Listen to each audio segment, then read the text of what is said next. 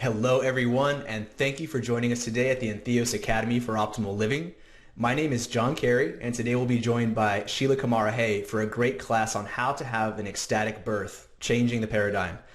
Before we get started, just a couple reminders about this live event. First, we would love to hear from you. You can chat with us and other participants in the area just to your right.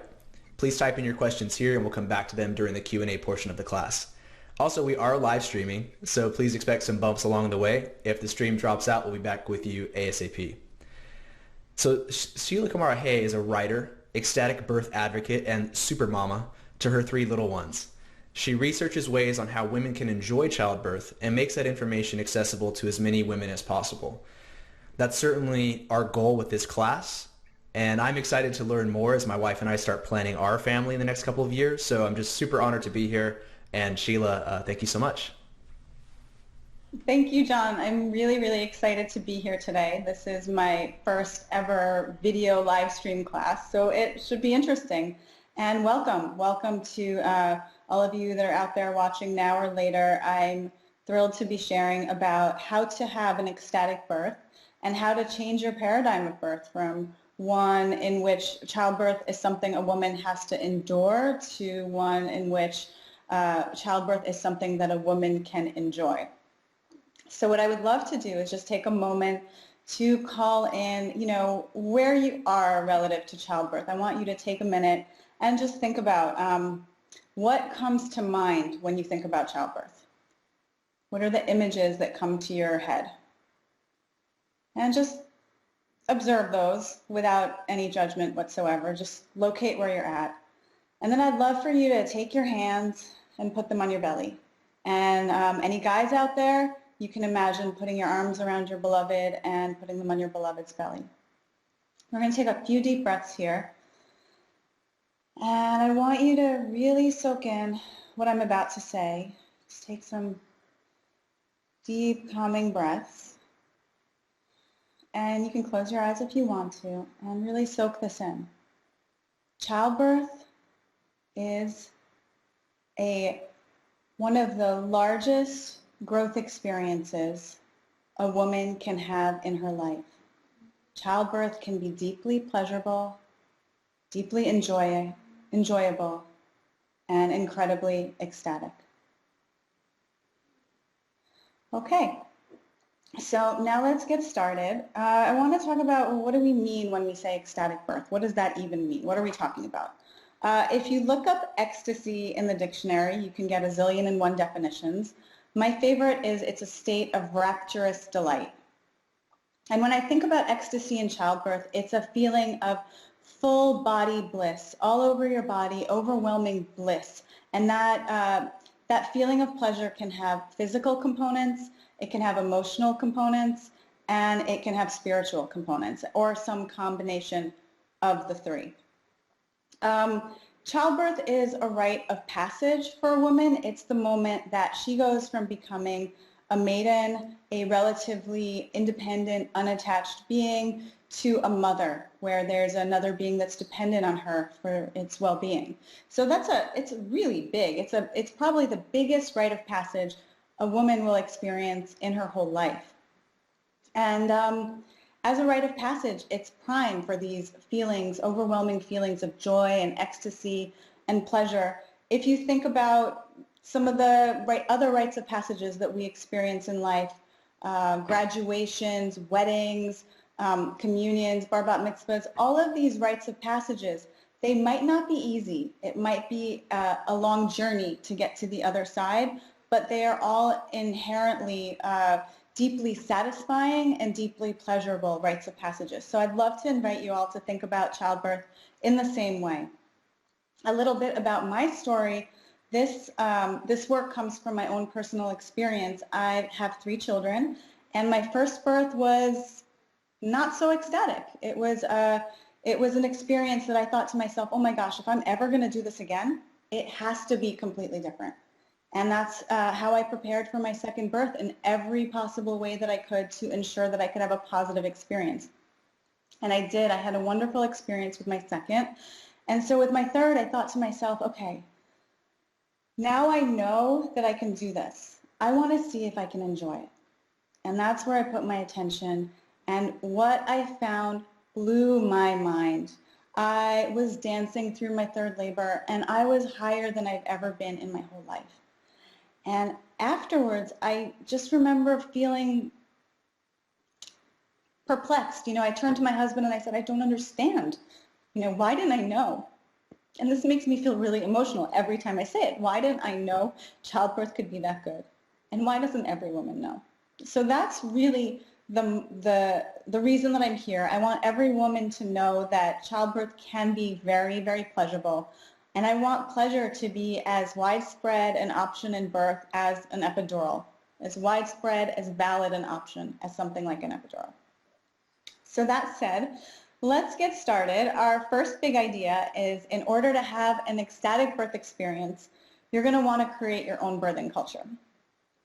So think about for a moment that for thousands and thousands of years, we've been fed this cultural and religious inheritance that says women are supposed to suffer during childbirth, that it's actually our punishment for Eve taking a bite of that apple way back in the Garden of Eden. And so whether or not you consciously believe that story, if you look around in the world we live in, that's the dominant story in our culture. If you look at how the media depicts childbirth, you'll see lots of negative images. Childbirth is an emergency, women screaming. If you hear a group of women talking about their childbirth experiences, chances are they're trading war stories. Oh, you think that's bad? Listen to what I went through, right? So that's our cultural inheritance about birth. So if you want to create something different, if you want to create an experience that really challenges that paradigm, you're going to have to create your own birthing culture. And the way to do that is to really immerse yourself in a lot of positive, beautiful, uplifting images and stories. We're very lucky. We live in the age of the internet. It is really easy to just go online and Google. You can Google ecstatic birth. You can Google orgasmic birth, pleasure in birth, laughter in birth. You will be amazed at the resources that you'll be flooded with. And I really encourage couples to watch as many of these positive births as they can, and to immerse themselves in these positive birth stories, and to surround themselves by people that will hold that vision for them. And what you're doing is you're reprogramming yourself. Because again, even if you in your mind know, okay, it's possible for birth to be pleasurable, your body has been soaking in all these other images your whole life. So by immersing yourself in these positive birth images, positive birth stories, you'll start to reprogram your entire psyche. And, nothing happens in a vacuum, so the next step in recreating your birth culture is to surround yourself with like-minded people. As much as you can, connect with other women that are holding the same vision of birth as you are. Surround yourself by people that can support you in holding that vision during your birthing process. So for some people, that might be really tricky. It might be really easy. It depends where you live. But again, we're in the age of the internet, and even if you can't find people in your immediate vicinity, go online. There are a lot of communities out there. There are a lot of different teachers that are organizing classes. Go online and find those people if you can't find them in your immediate vicinity. I really want to drive home the point that this is a global movement, and that I've seen women from all 5 continents sign on to my programs. So those people are out there. You just need to look for them, set the intention, and they will come into your life. Now that brings us to our next big idea, which is that childbirth can be intensely pleasurable. That's a big paradigm shift, right? I think most people would not argue with the idea that childbirth is a big experience and that it's an intense experience. So how can we perceive that experience as pleasurable? Well, the first thing to know is that pain and pleasure travel along the same neural pathways in the body. So the same sensation in the body can be interpreted as either pain or pleasure. The more you are in sync with your birth, with your in alignment with your desire to be a mother, to have a child, and the less you have fears that are pressing up against it, the more you're able to flow with the process, the more you will be able to open to the possibility that there is pleasure in birth. Now, you can have pleasure on a lot of different levels. There's the emotional level. So on an emotional level, childbirth, again, like I said, it's a rite of passage. There's huge potential for emotional pleasure. There's this feeling of, I did it. Yes, I birthed this baby. There's so much potential for emotional pleasure there, but we do need to make a paradigm shift. You know, in our culture and in our medical model, a woman is more often set up as like an object, a passive passenger in the ride of childbirth. And she needs help, and the practitioners swoop in, and they save the day, and everyone's so grateful to the practitioners. Well, the paradigm shift that I would like you to make is to think of yourself, the birthing woman, as the active participant in the birth, and all the people around you are there to support you. And once you do that and you put yourself in center stage, then you can reclaim that potential for emotional pleasure in childbirth, and you can reclaim that feeling of, I did it, I birthed this baby, and open yourself up to that level of ecstasy.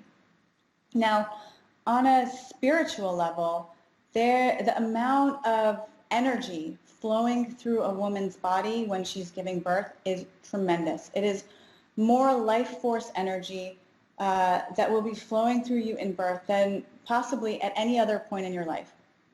And a lot of women report feeling incredible, overwhelming feelings of transcendence, of connection to a source that is greater than them, to a sense of oneness. It's like that Om that a lot of meditators and monks are trying for years and years to achieve.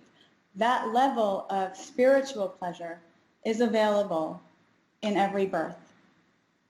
And again, it's just a matter of, is that level of energy overwhelming? Is it frightening? Is it scary? Are you fighting it? Are you resisting it? Or are you able to open to it and say yes and integrate that into your experience? Now, on a physical level, you're using the same body parts that you use to have physical pleasure during sex. So it makes rational sense that there is potential for physical pleasure in birth.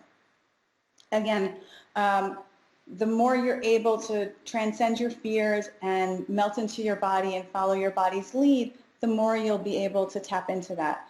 But we even need to make a bigger paradigm shift in order to feel and allow in that physical pleasure in birth. And that is when you choose to numb sensation, if you choose to do an epidural, if you choose to numb sensation, then you're numbing all sensation, whether that's positive or negative, what you perceive as positive or negative. So you need to be willing to say yes to sensation, to feel the sensation in order to even tap into this enormous physical pleasure that's available in birth. And I would love to share a story. I was recently speaking to a woman who had had an orgasmic birth in a hospital. And I was asking her, because I'm always very curious, how did you set that up? What happened exactly? And she shared with me that, I don't know. I got the epidural and it wore off. And then when I started pushing, I started to experience wave after wave of orgasmic pleasure. And she said, I don't really talk about it. I was really ashamed for a long time. I thought something was wrong with me. Why was I experiencing pleasure in childbirth? So that's the thing, is physical pleasure in childbirth has been in the closet for a long time because our predominant cultural message has been that childbirth is supposed to hurt. You're supposed to suffer. Women that have experienced physical pleasure have been relatively mute. And that's changing a little bit now. An informal statistic from one of Ina May Gaskin's books is something like 20% of natural births are orgasmic. And that's huge. That's 1 in 5. So the more these ideas become commonplace and the more women are willing to talk about these ideas, the more everyone will come out of the closet and say, yeah, you know what, that's not crazy. That happened to me. So that brings us to our third big idea, which is that our bodies are the gateway to pleasure and birth. And I mean that on all three levels, actually. Our bodies are the gateway to opening to pleasure on the emotional, the spiritual, and the physical levels. And the paradigm shift that we have to make here is to allow our body to lead the birthing process. Birth is a primal, full body experience. And we're not used to that. You know, we live our lives right up here in our heads. We are led by our mind and our body follows. You know, we're busy, busy, busy, and back here our body's like, I have to pee, I'm hungry, you know. And we're like, okay, I'll get to you later. So the way we live our lives, most of us, is we're following the lead of our mind, and our body is just kind of, you know, tagging along for the ride. In birth, it has to be the complete opposite. In birth, it's really important for a woman to be able to let her mind recede and let her body take over. In birth, the mind is where all of your, you know, your doubts live, where I don't know if I can do this, or how much longer, or what's going on, is something wrong? And that stuff will only trip you up. Whereas your body, it is a primal experience. Your body will be giving you the messages to get through the birthing process. So the more comfortable a woman can be in her body, the more likely she will be able to have a positive birth experience and to experience pleasure in birth. So how do you do that? That's a practice. Being in your body and getting connected to the sensations in your body is a practice. The way you do that is, you know, take a few moments during your day and just stop and feel your body.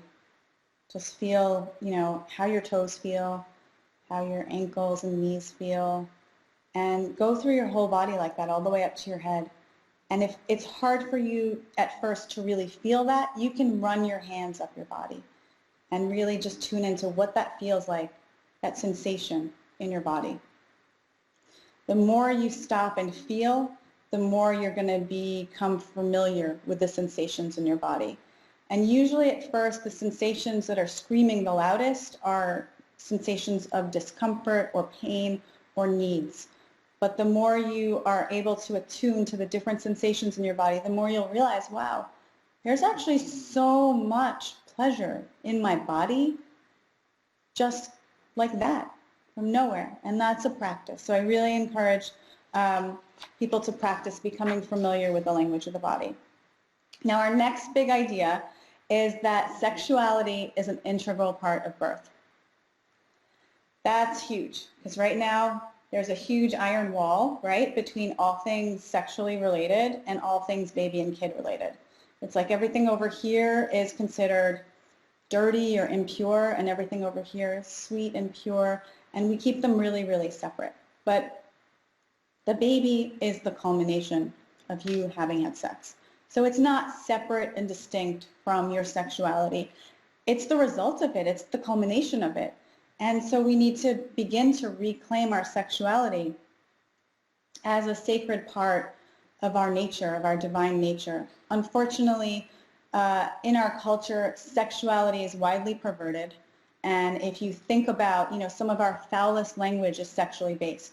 So those are the dominant messages out there in our culture. So we need to do some inner work, if we've really soaked those in, to reclaim that and put sexuality back on its pedestal as a really valuable and important part of the human existence. And for women, it goes even further, because since we were little girls, we were taught, oh, your sexuality belongs to somebody else. It's for somebody else's pleasure. And that's another like big gap that women have to be able to bring home and reclaim. So I really encourage you to think about, how do you feel about your sexuality? How do you feel about your body? If you have any sources of shame or discomfort, or if you have any physical trauma from your past, I would really encourage you to do whatever it takes to heal that as much as possible before you enter the birthing room. Because in birth, there's no place to hide, and all that stuff will come up. Birth is a sexual act. And so you need to be really comfortable with your sexuality and your body in order to have that beautiful, ecstatic experience. Now, the fact that sexuality is an integral part of birth also informs how you set up your birth and how you prepare for birth. So if any of you have not seen the documentary Orgasmic Birth. This is a big plug for it right now. I encourage you all to go out and see it. In that documentary, they talk a lot about how the same conditions that make for optimal pleasure during sex are the same conditions that make for optimal pleasure in birth. Again, birth is a sexual act. And I want you to think about, okay, well, when you're having a sensual experience, what are the things that enable you to really relax and open and feel safe and let in as much pleasure as possible? For a lot of women, that's something like dim lighting, feeling safe and connected to their partners, feeling like they have all the time in the world, that they're not being rushed. It's different for everybody, so think about what it is for you. What are the things that help you feel turned on, that help you feel safe, help you feel open? And in general, the more you're able to experience pleasure in the bedroom, the more you're able to experience pleasure in birth. So I encourage sensual expansion as a means of birth prep. What does that mean? That means learning how to orgasm, learning how to relax into an orgasm, learning how to feel the maximum amount of pleasure available to you in your orgasm. All of that stuff will come into play when you're birthing. The story that I shared earlier about the woman that was orgasming after her epidural wore off, well, she also shared with me, she said, I'm naturally very orgasmic. So that makes perfect sense. Her body is trained to react in that way to stimulation in her, vagina and her vulva. And if your body is trained in that way, well, it makes perfect sense that in birth you will be able to experience those waves of pleasure as well. So our next big idea is that your childbirth preparation begins the day you're born and not during your third trimester. So I think most women, when they think about birth, they kind of put it out of their head. They're so focused on their pregnancy. They're so focused on the baby growing. And they don't really consciously think about birth until it becomes really obvious that that baby is going to have to come out somehow, right? And then they sign up for a childbirth ed class and call it a day. So I want you to realize that your childbirth education actually began the day that you were born. It began with your own birth experience and your mother's experience in birthing you, and it continued every day on after that with the messages you received from your family, from your culture. It continued on in your relationship with your body, the messages you internalized about your body and about your sexuality, and also just how you go about your day-to-day life, because the way you live your life is integral to the way you birth. So how do you approach challenging situations? How do you deal with your fears? How do you support yourself around them? How do you communicate with others, with your partner? All of these things come into play in your birth experience. So your conscious childbirth education begins the day that you decide that you want to have a baby and that you want to have a different experience than what's prevalent in the world around you. If you're trying to shift any of the factors that we spoke about, the earlier that you begin, the better. As I said earlier, childbirth is a huge self-growth tool, and this is the reason for it, because the way you move through your life is going to inform the way you give birth. The one thing I do want to really drive home is that an ecstatic birth is an ideal, and we use ideals to inspire us, not to judge ourselves by. So if you think about, what's your ideal life? And you live your life towards that ideal. You don't say to yourself, oh, I'm X, Y, and Z because I'm living this life and my ideal's out there. No, you're constantly striving towards your ideal. And that's how you grow and that's how you learn. And it's similar in birth. I see a lot of women judging themselves saying, well, I had a great birth, but X, Y, and Z, so I guess I failed. And that's not the way you want to look at it. What you want to look at it as like, these are all the things that I learned and was able to achieve in birth, and then there's always more. So I just really want to drive home that point, that an ecstatic birth is an ideal, and often the difference between perceiving a situation as traumatic or ecstatic is how you look at it and how you process it and how you understand it. So I am adamant that in every difficult situation there's gold for you. And can you find that gold, or are you a victim to your circumstance? Okay, so now our next big idea is,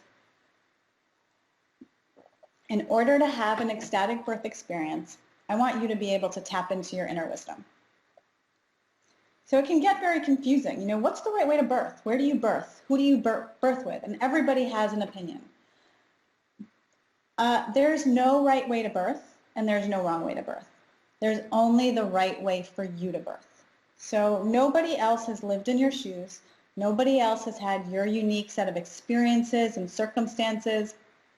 Nobody has your family history, your background. So nobody can really tell you what the right way to birth is for you. You're going to have to figure out what that is for yourself.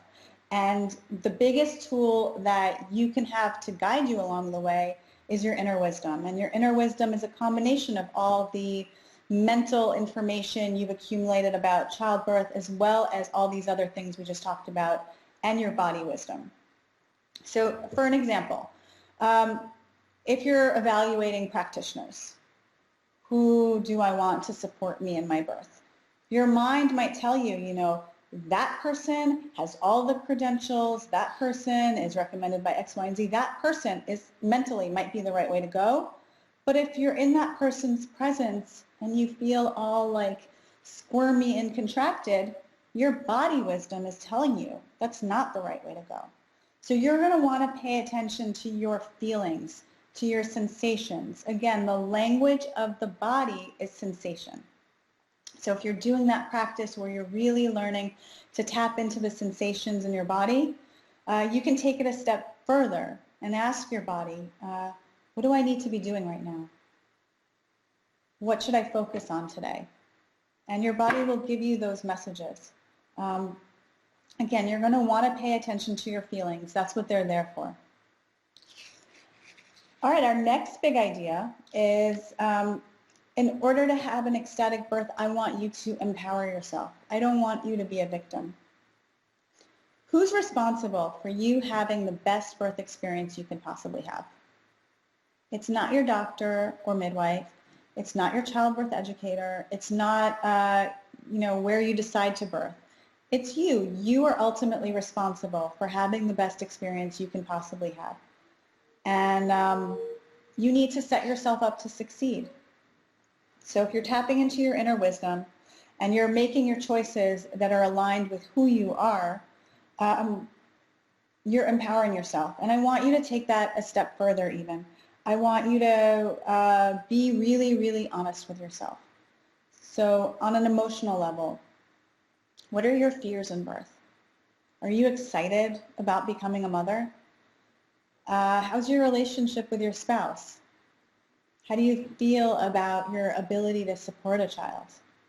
Just be really honest with yourself, because those feelings and emotions are there anyway, and you avoiding them is not going to help the issue. Those feelings and emotions will challenge you and block your birthing process. So the more you can be honest with yourself and get yourself to a place of like, yes, I'm excited to have the baby. I'm excited to be a mother. I feel great about X, Y, and Z. The more that will support you in having a great birthing process. Same thing on a physical level. Be really, really honest with yourself. Do you feel healthy? Do you feel strong? Do you feel capable of birthing the baby? Do you feel capable of mothering this child?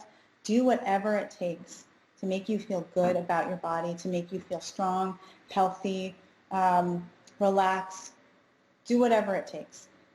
And then on a spiritual level, as much as you plan and plan and plan, just like in life, you never know at the end of the day what you're going to get.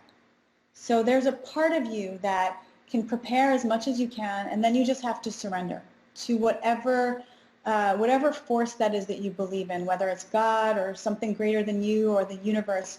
You just have to be able to surrender to the powers that be and really try to enjoy the process as much as you can, because in birth, just like in life, stuff will come up, and it's really the difference between how you process it is the difference between traumatic and ecstatic.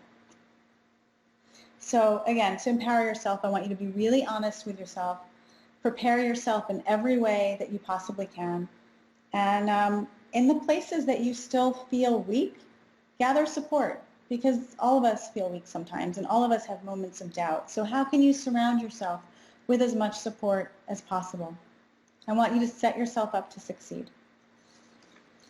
All right, our next big idea, number 8. It's not enough to wish upon a star, plan for pleasure. So what does that mean? Okay.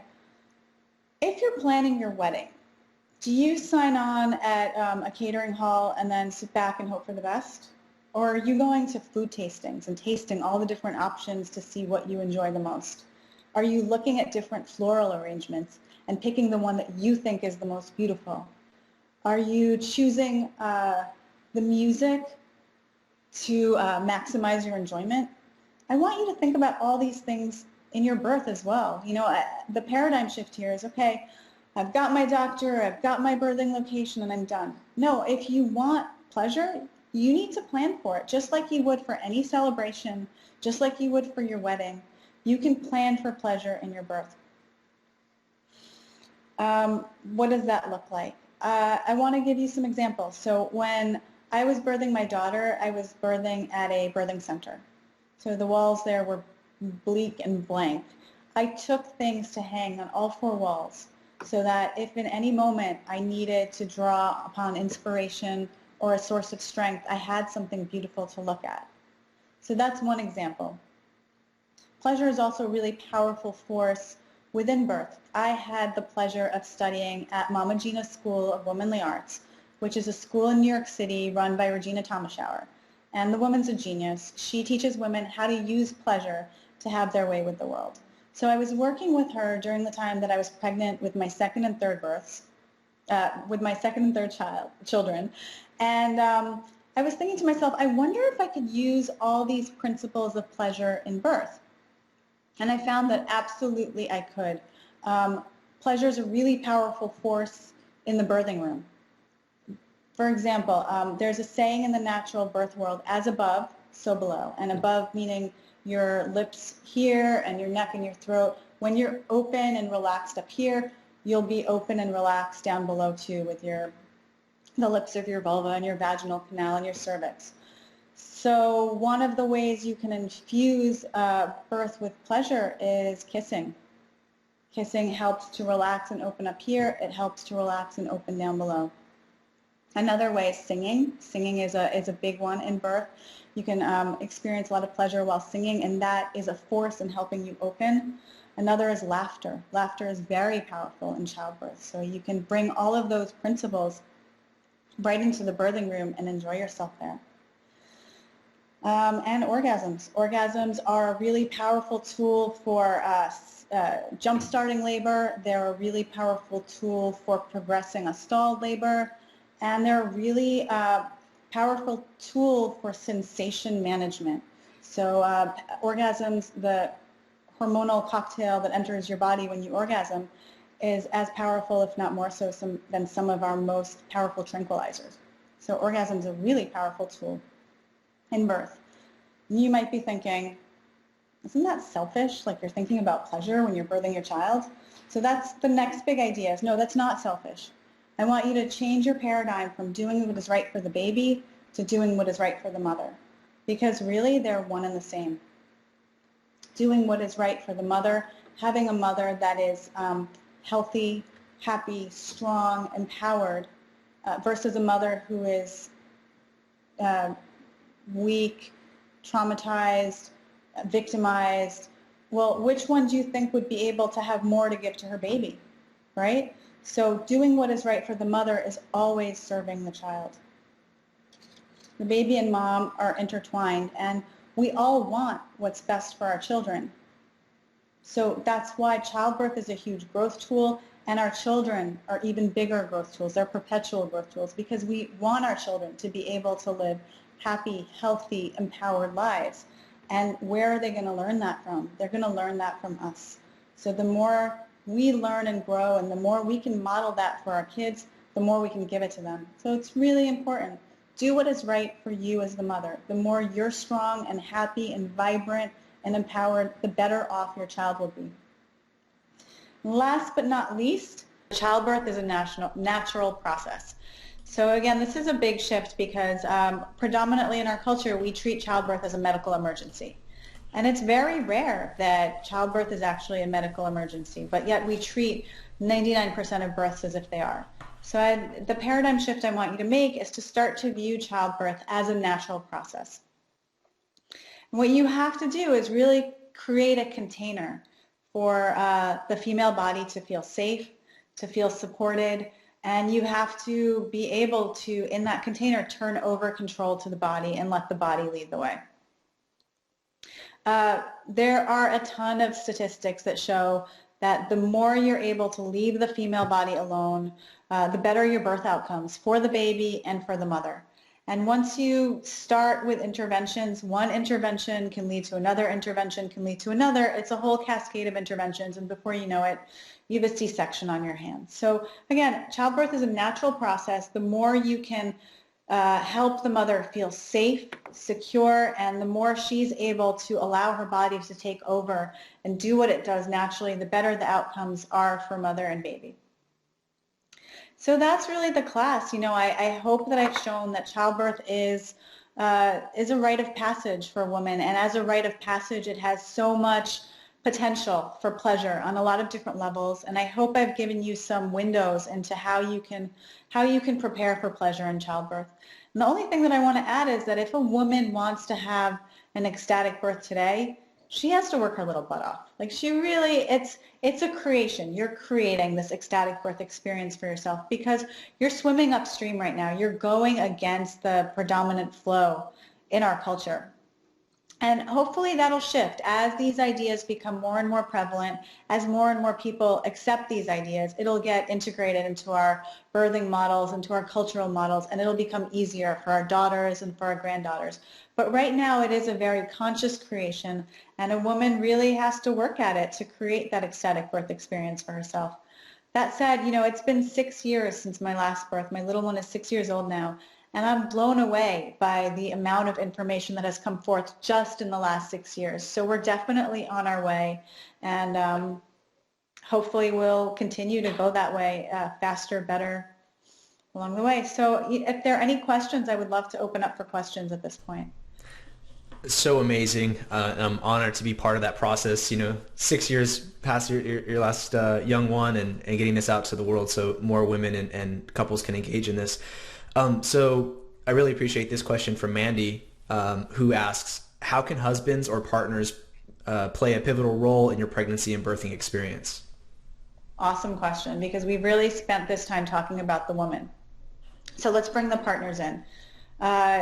Your partners are there to love you, to support you, to help you feel safe, to help you feel comfortable. And that is a huge role. I mean, your partner is the father of your child, or we'll just use that model for now. But your partner is there to love you and support you, and your partner can actually help you elevate your birth and help infuse your birth with pleasure. So your sensual connection to your partner can help you have an easier birth, can help you have a more enjoyable birth.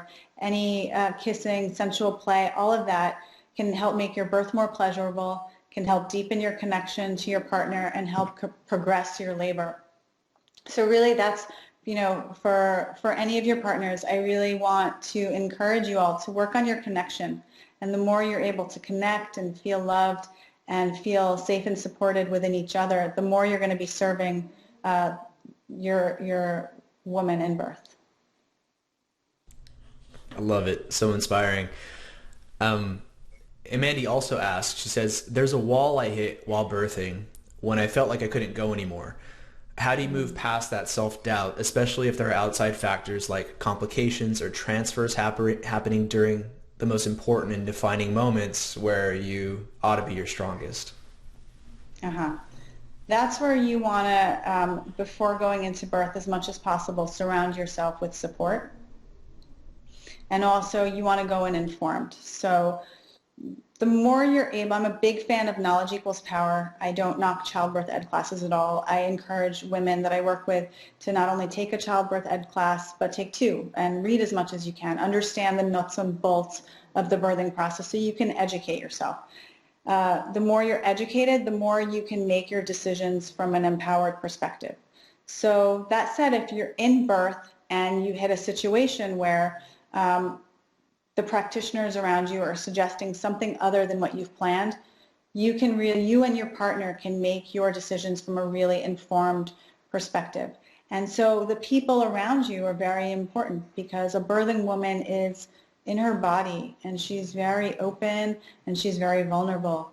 And you're not going to be able to, when you're birthing, go in there and fight and say, no, this is what I want, or, argue. And if you do, it's going to be really contrary to your birthing experience. It's going to hinder your birthing experience. So when you're setting yourself up to birth, you want to think about the people around you. Do you trust your practitioner? Do you feel like your practitioner is aligned with your birth vision? Do you feel like in the moment, if your practitioner is going to be making suggestions, they're aligned with what you're trying to achieve and that they're doing everything they can in your best interest? A lot of people also opt to have a doula to act as another layer of support for those moments where you feel like, I can't do this. It's not possible. It's not going to happen. Every woman giving birth hits that moment. And so if you have a support structure around you where you can just relax and know when you hit that moment, you can just lie back and surrender and you'll be taken care of, you'll be in really good shape. I made the mistake in my first birth of thinking that I could fight my way through and I'm strong and I can do it all myself. And I think a lot of women make that mistake. They think to themselves, oh, it's not going to happen to me. And if I see it happening, I know enough to be able to fight it. But the truth is that in order to be able to really relax and get into your body and birth, you are going to be very open and you are going to be very vulnerable. And so you want to make sure that the people around you can support you as much as you can, as much as they can. Wonderful. Thank you. And Casey asks, what steps can we take to continue our ecstatic experience into the days and weeks after the baby arrives? That's a great question. And I think so much of this childbirth prep is actually prep for mommyhood. Because, people say, oh, birth is like a marathon. Well, I think birth is like the sprint. And then mommyhood is like the marathon because mommyhood goes on forever and ever and ever. And so you can actually use all of these principles in birth and directly overlay them into your experience as a mother and in birthing any creative projects you have. So like I shared for today, I was thinking about this, my first ever video stream class. I realized this is a birth. And I prepared for this the way I would prepare for a childbirth experience. And so, one of the things I really recommend for new moms is, again, do what's right for you. New moms tend to think, oh my gosh, my baby, I have to do this and that for my baby, and they're exhausted and they're so tired and they're so hungry, but they're doing it all for their baby. Well, you need to take care of yourself. Like self-care is really, really high up there for new mom. You have to do whatever you possibly can to feel strong, to feel healthy, to feel vibrant. You need to fill your soul with pleasure so that you can come at your mothering from a really whole place and a place of joy. So I would just, think about all of these birthing principles and just bring them into your mothering. Get support when you need support. It's huge. New moms really need support. Awesome. And extending on that, what role does physical fitness play in being empowered around giving birth? And do you have some best practices for how they move during the pregnancy? Yeah. I think with physical fitness, it really depends on what stage of your pregnancy you're at. The general rule of thumb is If you've started something before you get pregnant, it's generally safe to continue throughout your pregnancy. Again, I'm not a doctor. I don't pretend to be. So if you have any questions, I definitely suggest you connect with your practitioner and ask your practitioner. But for me, one of the things I thought about physically was I never, my whole life, felt like my abdominal muscles were strong. Never. And so when I was preparing for birth, before I even got pregnant for my second, like that was a really key piece. I did a ton of Pilates, and that was important for me. For another woman, it could be completely different. Like, where in your body do you not feel strong? Where in your body do you not feel healthy? Shift that as much as you can. And again, the earlier you begin, the better. Now, for movement in birth, I really recommend doing like a moving meditation, and that's a practice that you can start at any time. So what that looks like is put on some music, and you can dim the lights, close your eyes, and just start to move. Move, like follow the sensations of your body. It doesn't have to look like a formal dance or anything like that, but you're going to move to the music, and you're going to move to the sensations of your body so that your body feels blissful. Your body just feels so happy. And that's kind of I think that's like the biggest insight I can give to movement in birth, because in your birth, you're going to go so far inward, and you're going to feel the sensations of your body, and your body's going to pull you to move in a certain way. And so the more you can practice that now, the better off you'll be in birth, and you can actually, take that soundtrack right into your birth with you. In general, a lot of movements that have you spiraling or moving in a really flowy way tend to be very beneficial to birth. Belly dancing, even a lot of pole dancing is very beneficial to birth, because you're moving your hips and you're moving in a way that's very like soft and sensual. But again, you want to look inward and feel what's right for you when you're preparing for your birth. These are just some ideas. So awesome. Thank you. And another question, this is related to the health of the body. How important is nutrition during your pregnancy and birth?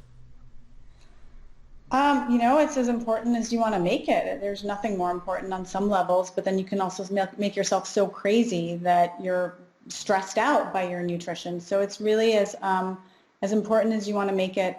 The way I think about it for myself is your baby's body is being built from your body. So whatever you're putting into your body is going to go to your baby. And so again, you want to be as healthy as you can possibly be within the parameters of not making yourself completely crazy and insane and stressed out, because stress isn't healthy for your body either. But I definitely think that not just when you're pregnant, but even before you're pregnant, nutrition your whole life, it all plays in. So the general rule is I think you want to do the best that you can possibly do, but I don't think you want to shift things so much out of your reality that you're stressed out and crazy about it. Awesome. And so where does tapping into your inner wisdom meet conventional wisdom? So how can you stay connected to what you know and what your body's telling you, and the advice of people around you and the people who have done this 100 times? Where do those two meet? So you mean like in the birth, if someone's telling you something different than what your inner wisdom's telling you? Yeah. Okay. That's a tricky spot, and I think that when you're in the birthing process, like in that moment, you're so vulnerable to whatever is being said around you and suggestions around you. So it's really in that birthing moment, it's really very tricky.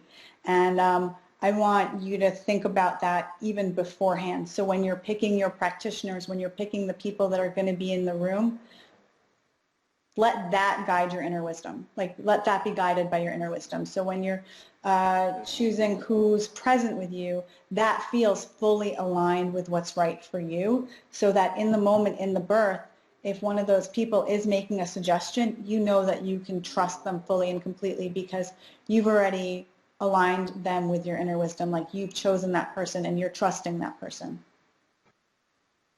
Wow, that's wonderful. I'm getting really excited just on the on my role in this and getting the team together, going out and recruiting the best people for the job. Um, so No, great.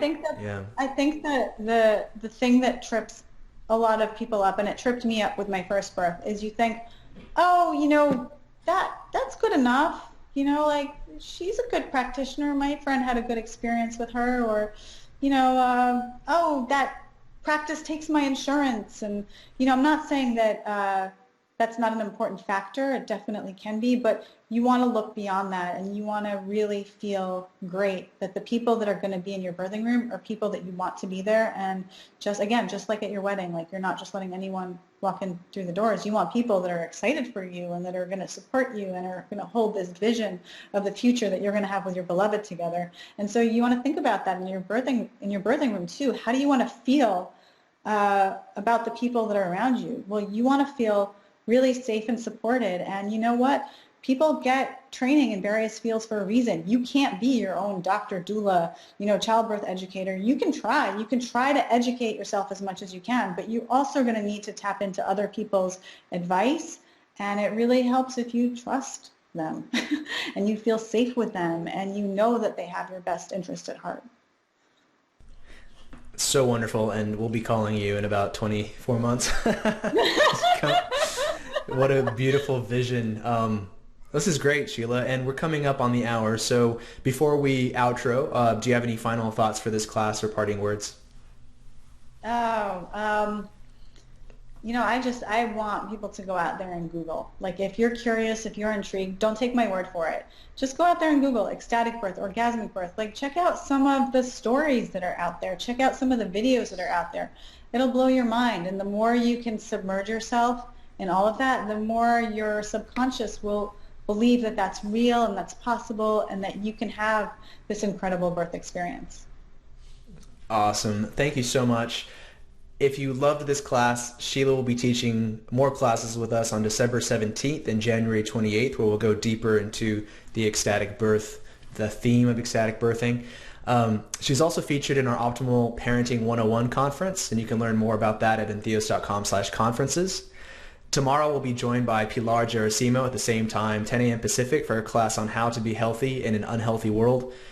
Please remember there are new classes every single day, and you'll have access to these classes forever. So in the next 48 hours, we'll be posting this class with all the big ideas highlighted. Come back to it, really pay attention, think about each of the ideas on their own, and this picture will start to come together as we focus on that, as we believe in that possibility, and that's how we really change it in our own lives, and by extension, we change the world ultimately. So thank you to the audience for taking this time. We hope you gained something from the class you can take into your life today, and thank you again to Sheila for sharing your wisdom. Thank you so much, and thank you to everyone at Entheos, and thank you for everyone that was watching. This was really fun. Awesome. Speak to you all soon. Bye.